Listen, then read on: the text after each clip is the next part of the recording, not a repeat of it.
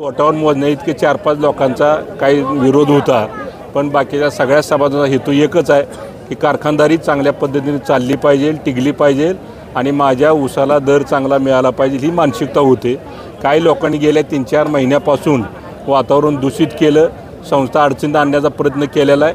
आम्ही मागच्या वेळी तुम्हाला सांगितलं की बाबा सहयोगी तत्त्वावर का देण्याची वेळ आली, तर ह्याच लोकांनी आता सांगितलं तक्रारी अर्ज कधी कधी दिलेत कधी नाही, पैसे उपलब्ध झाले तर ही लोक तिथे बँकेत सांगायची घेणी साखरपोती विकली, म्हणजे एक अर्ज गेला की त्याला 2 ते 3 महिने जवळजवळ म्हणजे सगळी चौकशी करायला जायचं आणि गेल्यानंतर पैसे सीझन चालू झाल्यानंतर पैसे उपलब्ध व्हायचे आणि त्यामुळे ही कारखानदारी अडचणीत आलेली आहे। जिथनं कर्ज मंजूर केलं तिथंही काय ठराविक लोकांनी तक्रारी अर्ज ह्याच लोकांनी दिल्या, त्याच्यामुळे त्यांच्या सभासदांनी त्यांना त्यांची जागा दाखवलेली आहे।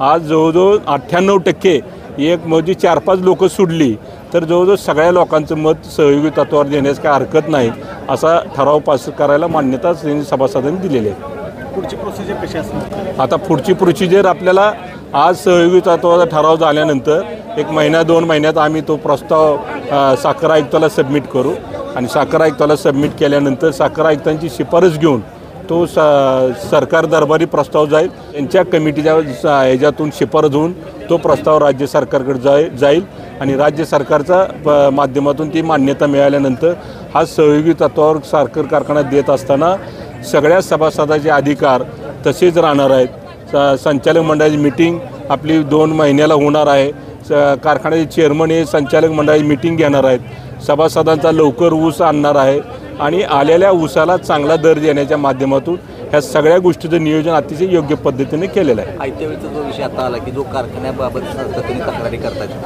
सभासद रद्द करावा विषय मांडण्यात आला। आता सगळ्यांच्याच माध्यमातून तुम्ही स्वतःनी सगळ्यांनी बघितलेलं आहे, खरोखरच ही सभासद वैतागला हो, ह्याच लोकांनी खरं कारखानदारी ही अडचणीत आणलेली आहे आणि हे आज चित्र स्पष्ट झालेलं आहे तुमच्या सर्वांच्या साक्षीने।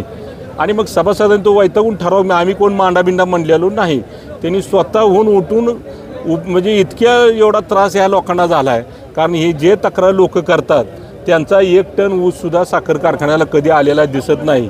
आता त्यांनी सांगितलं आमच्या नोंदीच घेत नाहीत, नोंदी दुसऱ्या कारखान्याला दिल्या जातात आणि ऊस मात्र आपल्याकडे अजिबात घातलेला जात नाही, हे आम्हाला सातत्याचं रेकॉर्ड आमच्याकडे आहे। त्यामुळे सभासदांनी त्यांना त्यांची जागा दाखवलेली आहे। आता सगळ्याच्या मतानं आम्हाला ठराव तो मंजूरच करावा लागणार आहे, कारण सगळ्यांनी सांगितले, कारण एखादा जर संस्थेला बाधा आणत असेल बरं त्यात तथ्य काय आहे का? ह्या 4-4 वर्षात 3-4 वर्षात ह्या लोकांनी कायम तक्रारी दिलेल्या आहेत आणि त्यात तथ्य काहीच नाही हो, फक्त वाटोळ एवढं झालं की सभासदांचं या संस्थेचं वाटोळ झाल्यामुळे सभासदांचं वाटोळ झालं, कारण क्रशिंग तेवढं आम्ही करू शकलो नाही आणि मग ही वेळ आमच्यासमोर आलेली आहे। त्यामुळं आम्हाला तो ठराव सगळ्याच्या मतानं आल्यानंतर तो ठराव आम्हाला मंजूर करावा लागेल, कायद्याचं काम करेल। किती वर्षासाठी वगैरे कसं आहे त्याची लॅबिलिटी सगळी बघितली जाते।